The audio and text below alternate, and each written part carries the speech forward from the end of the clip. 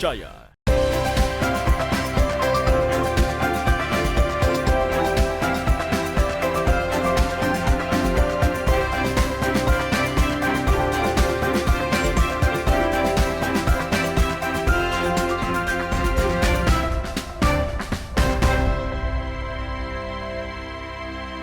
Saudara, tanggal 24 Maret setiap tahunnya diperingati sebagai Hari Tuberkulosis Sedunia atau World TB Day.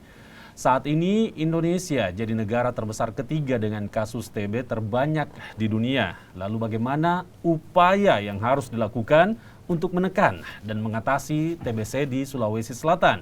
Kita bahas ini bersama dengan Andi Juliana Yunus, Koordinator Program TB Dinas Kesehatan Provinsi Sulawesi Selatan. Selamat pagi. Pagi. Apa kabar, Bu? Baik. Terima kasih sudah menyempatkan hadir di studio Kompas TV Makassar. Ya. Kemudian kita bahas juga bersama dengan Surahmansa Said yang merupakan Direktur Jenewa dan praktisi kesehatan. Selamat pagi. Pagi. Apa kabar, Pak? Alhamdulillah. Terima kasih sudah menyempatkan hadir di studio Kompas TV Makassar. Kita mulai perbincangan kita yang bertema investasi untuk eliminasi tuberkulosis, selamatkan bangsa. Saya mulai dengan Ibu Andi Julia mungkin. Bisa dipaparkan mungkin sebagai perwakilan pemerintah di antara kita ini, mungkin bisa disampaikan kondisi Sulawesi Selatan terkait dengan tuberkulosis seperti apa gambarannya saat ini? Terima kasih atas kesempatannya. Jadi HTBS atau kita kenal sebagai Hari TB Sedunia yang mengangkat tema itu adalah investasi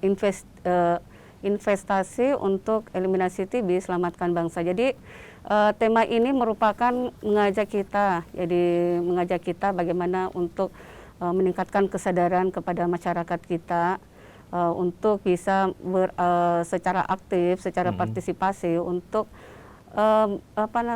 untuk bisa bersama-sama kita menanggulangi tuberkulosis. Jadi ini adalah sifatnya ajakan kepada masyarakat ya. Bagaimana caranya bisa misalnya berperan aktif dalam upaya-upaya pencegahan, upaya-upaya dalam penanggulangan TB, upaya-upaya dalam tidak memberikan stigma lah kepada masyarakat kita. Nah, bagaimana sekarang kondisi yang ada sekarang? Di Sulawesi Selatan itu angka penemuan kasus, kita berbicara angka penemuan kasus sebagai salah satu indikator kita. Istilahnya kita itu adalah treatment coverage. Jadi angka penemuan kasus kita untuk tahun 2021 itu terjadi peningkatan bila dibandingkan tahun 2020. Di mana tahun 2021 itu kita sudah mencapai angka 48,8%, ataukah sekitar 15.144 kasus. Nah, kasus ini boleh dikata meningkat, penemuan kita dianggap suatu bentuk keberhasilan dibanding dengan tahun sebelumnya. Tahun sebelumnya itu hanya sekitar 40%, tapi secara indikator nasional kita masih ketinggalan. Artinya kita belum mencapai target pada angka 90% yang sudah ditetapkan. Nah, ini saya kira masih perlu kita adanya strategi ataukah inovasi-inovasi dari pemerintah supaya kita bisa menanggulangi tuberkulosis ini. Masih jauh dari target begitu ya, khusus di Sulawesi Selatan berada di angka kasusnya itu 15.000, sekitar 15.000 ya. Dari sekitar yang ditargetkan itu adalah sekitar 27.000 kasus. Menemukan kasus ini dianggap sebagai sebuah keberhasilan begitu? Iya, jadi dalam indikator kami itu ataukah istilahnya treatment coverage itu kita memang semakin banyak kasus yang ditemukan itu semakin dianggap suatu bentuk keberhasilan. Tentu harus dibarengi dengan tindak lanjut ketika sudah mendapatkan kasus ini, bagaimana tindak lanjut dan upaya-upayanya. Nanti saya kembali ke Ibu untuk menjelaskan begitu dari pihak pemerintah. Selanjutnya saya ke Pak Surahman Said sebagai Direktur Jenewa dan praktisi kesehatan. Di masyarakat kita itu ada istilah TOS TB begitu ya. Nah, kira-kira ini bisa dijelaskan slogan ini bisa bermakna seperti apa sih sebenarnya? Iya, baik. Jadi memang slogan TOS TB ini merupakan slogan yang memang berasal dari pemerintah, yang kalau diartikan itu temukan dan obati sampai sembuh. Jadi jadi itu merupakan singkatan dan model itu kalau kita berfoto itu dengan menggunakan angka jari seperti ini, TOS seperti itu ya.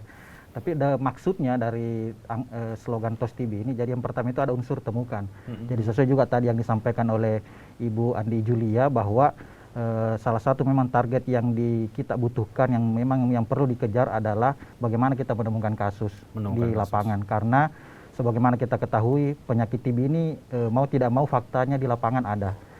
Jadi memang ini mendorong penemuan kasus yang mana bagi masyarakat yang bergejala itu sebaiknya mendatangi layanan kesehatan seperti itu, baik masyarakat itu sendiri atau ada masyarakat yang menemukan masyarakat lain yang bergejala, itu sebaiknya didorong untuk ke layanan kesehatan. Itu yang pertama. Kemudian yang kedua, setelah ada gejala tentunya dan ketika sudah ada di layanan, tentunya ini kan dilakukan proses pemeriksaan, dalam hal ini penegakan diagnosis. Nah, sekarang di kesehatan itu dikenal, pemeriksaan itu dikenal dengan pemeriksaan tes cepat molekuler untuk mendiagnosis apakah yang disebut ini terduga, ini kan baru disebut terduga atau suspek, apakah betul dia positif TB atau tidak.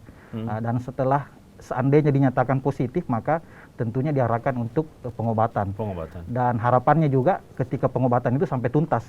Makanya kan slogannya itu obati sampai sembuh, karena ketika dia belum sembuh, itu kan masih menjadi pekerjaan rumah bagi kita, karena potensi untuk adanya penularan kepada masyarakat lain ketika pasien itu sudah nyatanya positif dan belum sembuh, tentu itu ada potensi untuk penularan.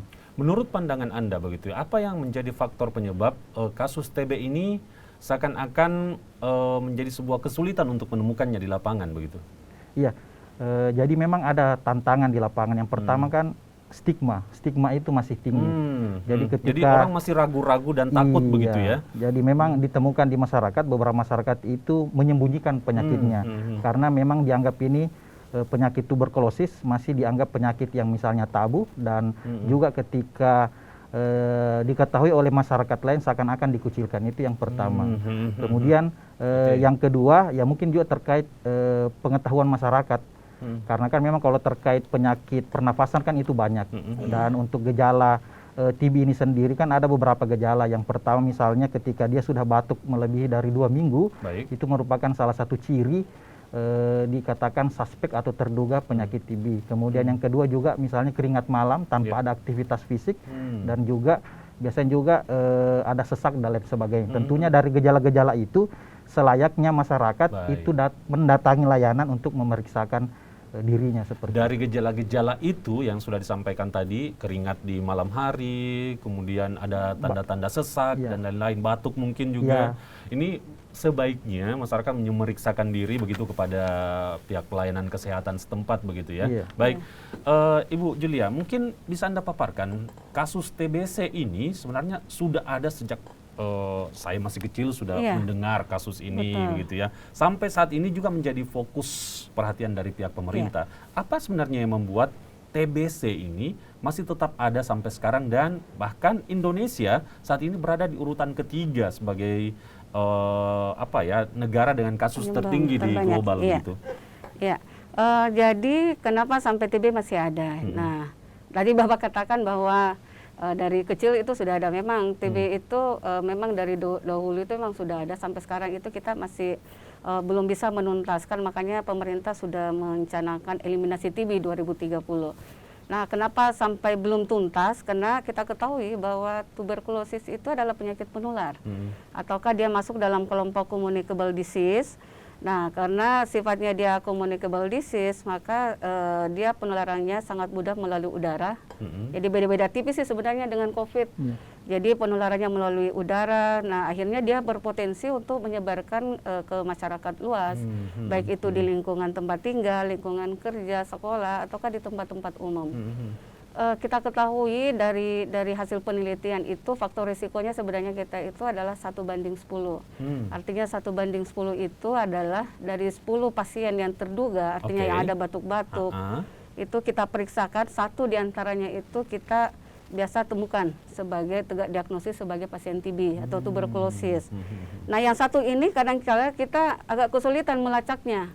Kenapa? Karena mereka datang ke layanan itu terjadi delay, artinya terlambat ke layanan. Karena perilaku kita kan, masyarakat kita kan, kalau dia belum dalam kondisi yang parah, itu kadang tidak ke layanan. Nah, inilah durasi waktu antara dia mulai dia terinfeksi sampai ke layanan, ini dia berpotensi menularkan lagi. Jadi memang kita agak kesulitan menuntaskan. Jadi intinya untuk menuntaskan itu adalah kesadaran masyarakat secara individual. Masyarakat. Ini semua tidak terlepas dari TBC itu sendiri merupakan penyakit yang menular begitu ya. Baik, nanti kita akan bahas lebih panjang lagi, tapi kita jeda terlebih dahulu. Tetaplah bersama kami di Sapa Sosial.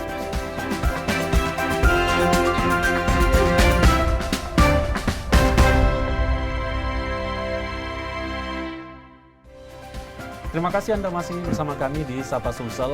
Kita masih membahas terkait dengan masalah penyakit tuberkulosis yang sampai saat ini masih ada dan masih banyak orang yang mengidap penyakit ini. Untuk itu kita perlu mengatasi ini. Pemerintah ditambah dengan kesadaran masyarakat dan berbagai unsur, termasuk kita sendiri, dinilai sebagai salah satu jalan untuk bisa mengatasi tuberkulosis ini begitu ya.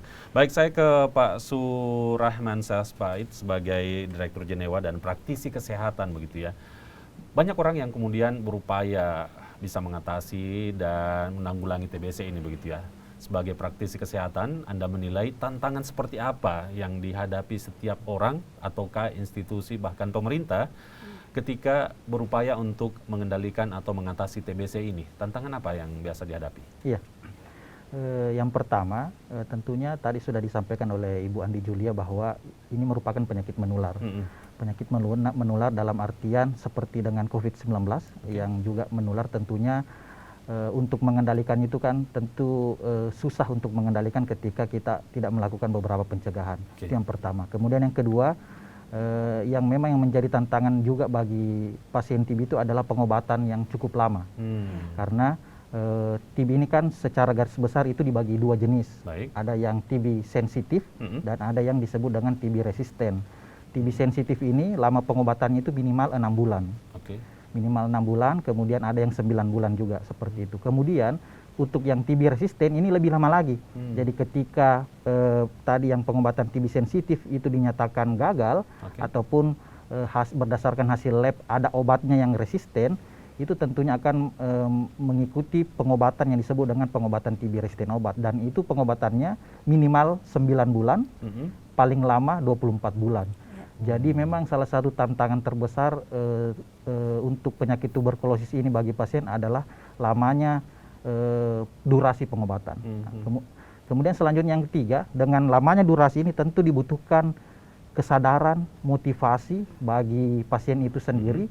Dan yang terpenting juga adalah dukungan, dukungan moral dari keluarga terdekat, keluarga serumah ataupun lingkaran masyarakat di wilayah rumah pasien ini sendiri. Karena jangan sampai pasien TB ini dia misalnya meninggal bukan karena penyakitnya, tapi mungkin karena stresnya dan lain sebagainya ketika dijauhi dan lain sebagainya. Itu bisa saja menjadi salah satu faktor penghambat. Makanya memang ini dibutuhkan upaya bersama, upaya holistik secara keseluruhan. Jadi memang kita harus bahu-membahu. Jika misalnya COVID kita bisa sama-sama, seharusnya penyakit TB ini juga harusnya kita bisa sama-sama. Cuma mungkin karena COVID ini penularan yang sangat cepat dan dia sifatnya pandemi, akhirnya semua terkuras di sana. Tapi terfokus ke COVID. Tapi seandainya tindakan atau intervensi yang dikerjakan pada saat masa pandemi COVID ini juga sama dalam mengatasi TBC, bisa di copy paste ke TBC. Itu saya yakin ini kita bisa cepat keluar dari penyakit ini. Dan itu juga disampaikan oleh teman-teman di layanan kesehatan, mengatakan misalnya para pengelola program TB, kenapa TB nggak seperti COVID gitu? Karena COVID kan semua fokus di sana, biar bukan programnya juga ikut membantu, ikut terlibat.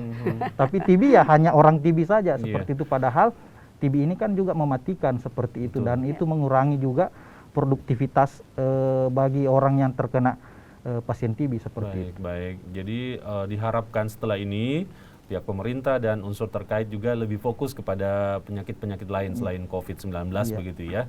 Dan tadi dikatakan pengobatannya ada yang 6-9 bulan, bahkan yang lebih lagi bisa sampai 24 bulan. Bentuk pengobatannya itu seperti apa sih biasanya untuk TBC? Iya, jadi untuk yang tadi yang 6 bulan itu kan biasa disebut dengan pengobatan TB kategori 1. Kalau biasanya masyarakat yang tahu yang obat merah sama obat kuning, seperti itu. Jadi kalau yang pengobatan 6 bulan itu dia dibagi 2 fase, ada diminum setiap hari selama 2 bulan, kemudian ada yang diminum 3 kali seminggu selama 4 bulan. Tapi sekarang juga sudah ada yang 6 bulan itu setiap hari, istilahnya full dosis seperti itu. Dan itu yang obat yang diminum itu kan ada 4 macam jenis obat yang diminum seperti itu. Kemudian untuk yang fase selanjutnya, jika ada resisten di antara 4 obat ini atau salah satu obat yang disebut dengan rifampicin atau juga kegagalan pengobatan, misalnya sudah minum obat tapi hasil labnya masih positif, itu melanjutkan pengobatan yang disebut dengan pengobatan TB resisten. Ini obatnya juga lebih banyak lagi. Itu bisa minimal 5 jenis obat, dan itu juga jumlah per obatnya juga itu bisa banyak. Jadi memang tantangannya banyak obat itu juga sebuah tantangan bagi orang yang ingin sembuh begitu ya. Cuma satu kelebihan TB ini adalah menurut saya dibandingkan penyakit lain, dia bisa menjanjikan kesembuhan. Jadi bisa sembuh 100%. Bisa sembuh selama dia mengikuti alur pengobatan. Seperti itu. Jika dibandingkan misalnya penyakit kanker dan lain sebagainya yang mungkin tidak menjanjikan kesembuhan, tapi kalau penyakit tuberkulosis selama mengikuti proses pengobatan itu ada jaminan untuk sembuh 100%. Insya Allah. Baik.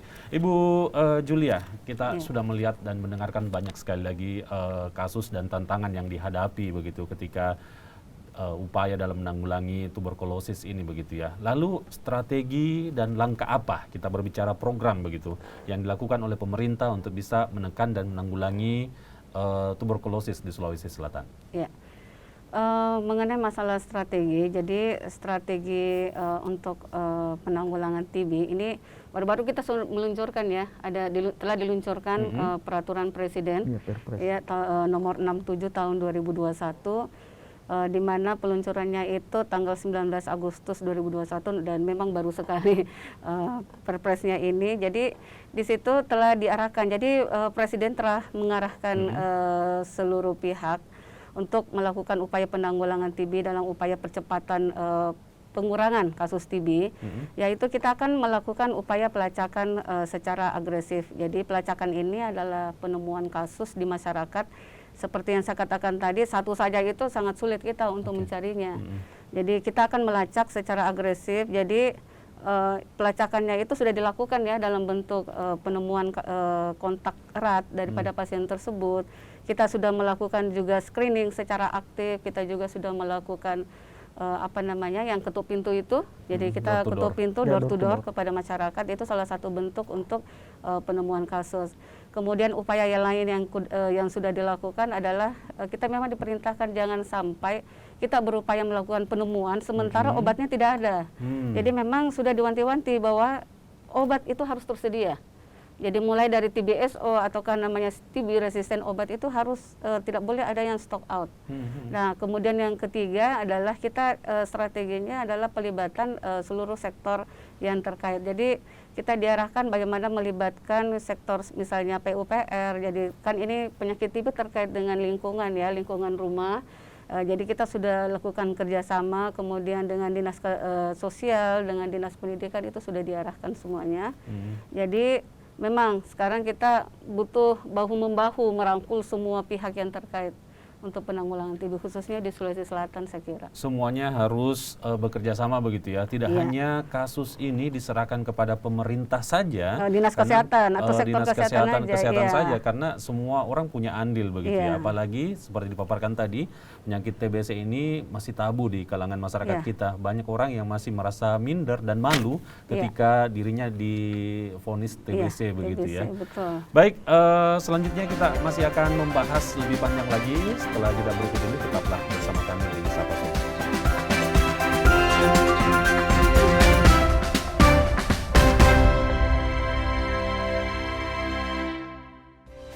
Mari bersama-sama membantu pemerintah, dalam hal ini Dinas Kesehatan, untuk menemukan kasus TBC di kalangan masyarakat.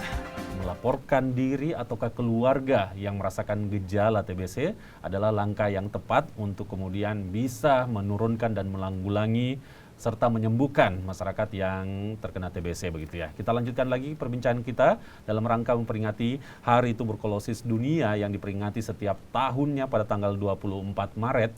Apa agenda kegiatan dalam memperingati Hari Tuberkulosis Dunia tingkat Sulawesi Selatan? Kita tanyakan kepada Ibu Andi Julia, mungkin bisa dipaparkan Ibu. Ya, menyambut Hari TB besok ya, tanggal 24 Maret, kita akan melakukan beberapa kegiatan. Jadi sejak bulan lalu itu sudah dipersiapkan khususnya di Kota Makassar. Jadi Kota Makassar itu sudah melakukan beberapa kegiatan-kegiatan, bentuknya itu adalah screening TB. Jadi screening TB secara mandiri dengan menggunakan ada namanya aplikasi Sobat TB. Jadi itu bisa dilakukan secara mandiri oleh secara individual. Jadi di situ nanti bisa kelihatan apakah kita sebagai terduga TB ataukah memang lagi menderita TB. Nah, itu yang pertama. Kemudian yang kedua, sudah Ibu Wali Kota ya, atas dukungan Ibu Wali Kota dalam forum multisektornya itu dia sudah melakukan beberapa upaya-upaya dan dengan melibatkan beberapa kader-kader kesehatan. Jadi momentumnya untuk TBD ini memang sangat bagus untuk secara serentak mengkampanyekan hari TB ini. Nah, kemudian besok rencana kami juga mau ke center point. Di situ kami akan membagikan leaflet, membagikan masker, membagikan media-media KIE sebagainya dengan membentangkan spanduk untuk memperingati Hari TB. Kemudian dari PDPI juga itu sudah akan melakukan seminar secara online. Jadi Persatuan Dokter Paru Indonesia akan melakukan seminar. Dan yang terakhir adalah kalau dari Kabupaten Goa ya yang kami dengar, itu mereka akan melakukan penyuluhan di Tinggi Moncong. Jadi di Tinggi Moncong itu mereka akan melakukan screening dan penyuluhan juga. Jadi secara serentak memang kami mengharapkan 24 kabupaten kota melakukan kegiatan-kegiatan yang sama. Kegiatan-kegiatan yang sama begitu. Iya. Nah, setelah ini adakah upaya pemerintah untuk kemudian lebih memfokuskan diri dalam menangani masalah TBC sama seperti pemerintah menangani COVID-19? Iya. Jadi dalam perjalanan program penanggulangan TB memang kita fokusnya sekarang adalah surveillance secara aktif. Jadi surveillance secara aktif itu artinya kita tidak menunggu saja di puskesmas, datang ke puskesmas dan itulah yang kita obati, tidak seperti itu lagi. Tapi kita sudah bersifat mencari ke masyarakat dan atas bantuan teman-teman komunitas. Jadi kami punya komunitas itu ada namanya Yayasan Masyarakat Peduli TB atau Yamali. Kami juga punya komunitas itu adalah mantan-mantan pasien. Ada namanya Deng TB, ada namanya Kareba Baji. Itu juga masuk bagian yang membantu kami dalam melakukan surveillance secara aktif di masyarakat. Satu lagi yang sekarang kita intensifkan adalah memperkuat layanan swasta. Karena kan masyarakat banyak ke kayak klinik swasta, rumah sakit swasta. Nah, ini kadangkala yang terlepas dari program kami, artinya tidak terlaporkan dengan baik di kami, sehingga untuk memantau pasien tersebut itu kami tidak bisa menjangkaunya karena memang tidak ada laporan yang masuk. Nah, ini sekarang penguatannya ada di layanan swasta lagi untuk penemuan kasusnya. Baik. Seperti itu. Baik, Pak Surhamansyah, pesan penting apa yang ingin disampaikan kepada masyarakat terkait dengan tuberkulosis ini, baik itu kepada masyarakat secara umum dalam menyikapi orang sekitar yang terkena TBC maupun terduga atau penderita TBC ini? Iya, baik. Kalau untuk masyarakat mungkin yang pertama ingin saya sampaikan bahwa jika menemukan gejala yang tadi yang sudah kita sampaikan sebelumnya, jangan takut ke layanan. Karena khususnya salah satunya ke layanan pemerintah, karena pengobatan TB ini gratis, itu ditanggung oleh pemerintah, baik yang TB sensitif maupun yang TB resisten. Bahkan untuk yang pasien TB resisten itu malah mendapatkan sejenis tunjangan dari pemerintah melalui program dari Global Fund. Itu yang pertama. Kemudian yang kedua yang ingin saya tekankan juga adalah peran dari aparat pemerintah.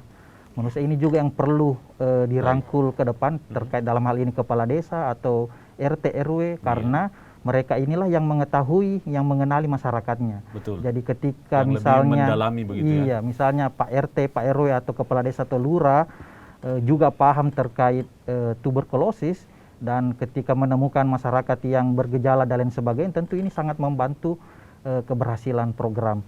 Karena selaku pemilik wilayah terkecil di masyarakat, ini memang juga diharap dukungan atau juga kerjasama kolaborasi dengan tentunya layanan-layanan kesehatan, apakah itu puskesmas ataupun dinas kesehatan. Menurut saya ini yang terpenting baik dari sisi masyarakatnya sendiri untuk sadar, untuk sadar datang ke layanan, kemudian juga lingkungan masyarakatnya dalam hal ini yang terkecil RT RW ataupun desa atau kelurahan juga ikut membantu mengontrol masyarakatnya yang memang jika memiliki gejala ataupun yang sudah jelas-jelas positif untuk didorong pengobatan, karena kalau yang positif ini sudah jelas-jelas positif TB tapi tidak memulai pengobatan, tentu dia potensi untuk menularkan penyakit TB itu sangat tinggi dibandingkan dengan pasien yang sudah memulai pengobatan. Seperti itu. Baik. Jadi dibutuhkan peran penting unsur pemerintah di tingkat bawah, kepala desa, RT RW dan lain-lain yang paling mengetahui kondisi masyarakatnya yang dibawa untuk bisa berperan melaporkan masyarakat yang memang menjadi terduga atau penderita TBC. Begitu, baik. Ibu Andi Julia, selanjutnya harapan Anda sebagai pihak pemerintah dalam hal ini Dinas Kesehatan Provinsi Sulawesi Selatan akan penanggulangan tuberkulosis di wilayah kita ini. Iya, jadi saya ingin mengajak seluruh lapisan masyarakat bersama-sama untuk menanggulangi TB dengan menerapkan pola hidup bersih dan sehat ya, itu yang utama saya kira. Membiasakan diri dengan pola hidup yang bersih, apalagi di masa COVID-19, karena kan COVID dengan TB kan beda-beda tipis perilakunya. Jadi apa yang diterapkan di COVID ya kita harus seperti dengan TB juga, kita harus membiasakan diri dengan pola hidup yang bersih dan sehat. Nah kemudian ya itu tadi Pak Surahman bilang, Pak, stigmatisasi ya. Dan saya kira itu yang masih sangat kuat, sangat kental di masyarakat kita. Jadi saya kira untuk masyarakat saya harapkan tidak terstigma, tidak memberikan stigma negatif kepada orang yang dengan TB, karena ini akan membuat pasien itu ataukah orang dengan TB itu menjadi tidak termotivasi lagi untuk menyelesaikan pengobatannya, dan ini sangat berbahaya sebenarnya karena potensi menularkan lagi kepada orang lain. Dan yang terakhir adalah datanglah layanan kesehatan. Layanan kesehatan kita adalah gratis untuk pelayanan TB. Jadi memang sudah dijamin sama pemerintah. Datang ke pelayanan kesehatan untuk menanggulangi penyakit TB dan selalu berkonsultasi dengan petugas kesehatan gitu ya. Baik, diharapkan masyarakat tidak mengucilkan dan juga membuang jauh-jauh stigma tentang TBC yang kita dengar selama ini begitu ya. Mereka yang menderita ataupun terduga membutuhkan dukungan dari masyarakat maupun pihak keluarga untuk kemudian bisa sembuh dari penyakit yang dideritanya. Terima kasih Ibu Andi Julia Yunus, Koordinator Program TB Dinas Kesehatan Provinsi Sulawesi Selatan, dan Bapak Surahman Syah Said, Direktur Jenewa dan Praktisi Kesehatan, atas kesempatannya sudah hadir studio kali ini. Terima kasih. Demikian perbincangan kami dalam Sapa Sulsel untuk edisi hari ini. Terima kasih Anda telah menyaksikan acara ini. Tetap terapkan protokol kesehatan, jaga kesehatan agar kita selalu hidup sehat bersama dengan keluarga. Selamat pagi, sampai jumpa.